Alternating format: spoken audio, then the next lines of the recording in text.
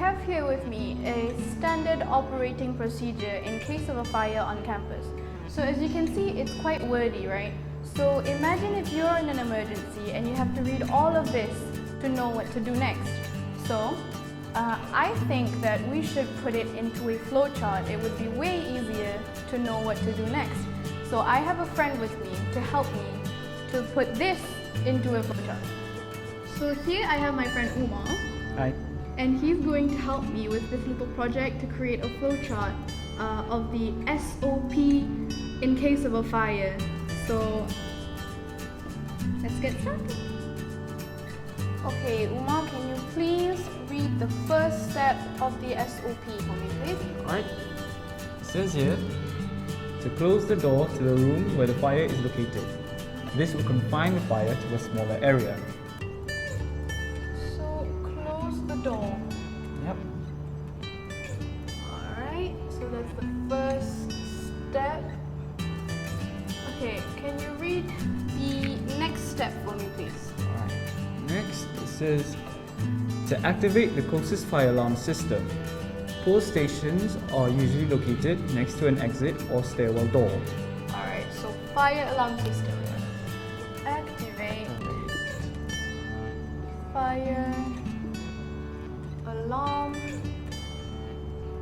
system. Yep. Alright. Okay, so you go to a safe location. Alright, can you please read to me what the next step is? It says here to call 2111 to report the location of the fire. You or someone you designate must make the telephone call from a safe location as quickly as possible.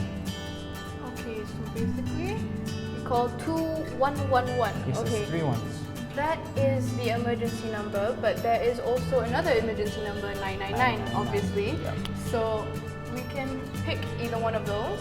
So call either 2111 or 999. Alright.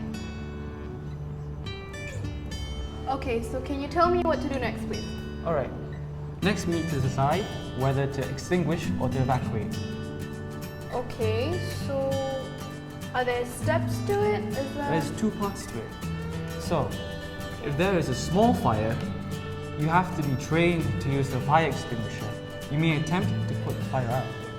Oh, okay, so we need to assess the situation first. Alright, assess. So there's 2 parts to it.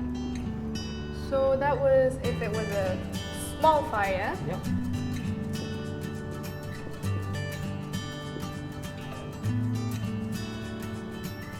We extinguish.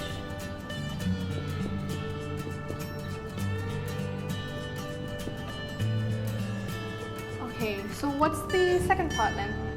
Alright, the second part is, if you have not been trained to use the fire extinguisher, or that the fire is too large, you need to evacuate the building. Oh, okay.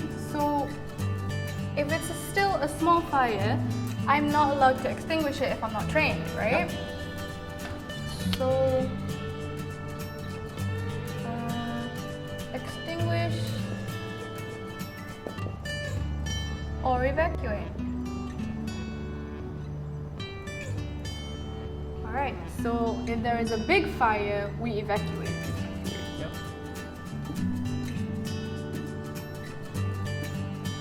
Evacuate. Alright. So that's it, right? There's nothing else to add into it? What if you are trapped in a room with a big fire? Oh yeah, you're right. Yeah. So- So I think if you are trapped in a big room with a big fire, or any room with a big fire, you would need to call 999 or Of course. 2111. Alright, so evacuate. Or if you're trapped, you call 911 or 2111. Yep. Alright, And then you wait for rescue to come. okay. So that's it, right? way. But just remember, Jasmine, only a trained person should attempt to put out fire. So I think you should change this part of the flowchart just to clarify. Alright, okay, so I'll take this out. So,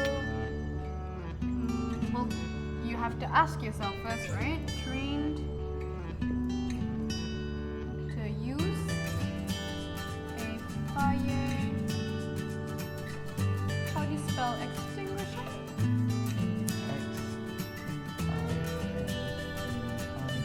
Alright, I got it. Thanks. So it's question mark. So if it's a yes, and if it's a no. So if it's a yes, we extinguish, and if it's a no, we evacuate, right? Yep. Alright. So that was a good point. So is there anything else? Let me see. Well, there are a few minor details, such as in the midst of evacuating, you should notify others while on your way out. Oh, so like when you're running out to go to the designated area, on the way we shout fire, fire to notify others? Yeah, like that, yeah. Okay. It also says here, if you have knowledge of the fire, such as location, size, cause, or you are aware of a person that's trapped, immediately notify the authority. Alright, Yeah. so I guess that's a given. So I'll write here, go to the designated area.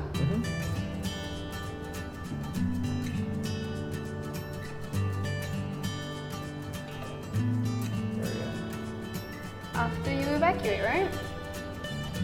And you should stay at the designated area as well. So that's about it, isn't it? Yeah, I'm pretty sure. Looks good. Alright, yeah, I'm happy with it. Thank you for your help. Okay, no problem.